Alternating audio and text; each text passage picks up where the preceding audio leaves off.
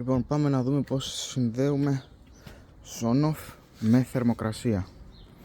Αρχικά βγάζουμε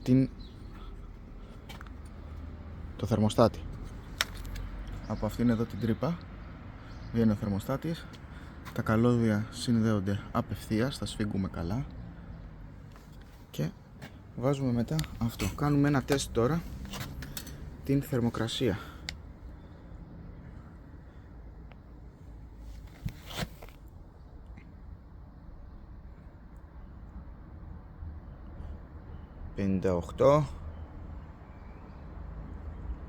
«58 βαθμούς». Αυτό το καλώδιο τώρα έχει περάσει μαζί με τα ισχυρά ένα καλώδιο συναγερμό και είναι από εδώ,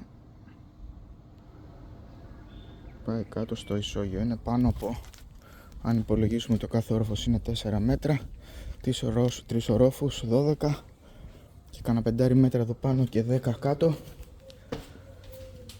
είσαι 30 μέτρα περίπου. Και πάμε να δούμε εδώ στον πίνακα τι γράφει.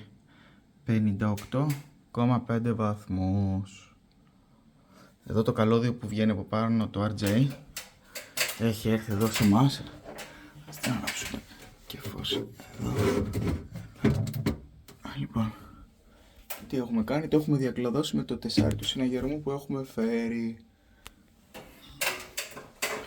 Οπότε η θερμοκρασία ανταποκρίνεται πολύ καλά. Όταν θες να το ανάψεις, πατάς εδώ. Βλέπουμε ότι πήρε μπροστά, εδώ γράφει τώρα 22 αμπέρ. Αν το σβήσουμε, στα 6,8. Οπότε η θερμοκρασία μας δουλεύει τέλεια.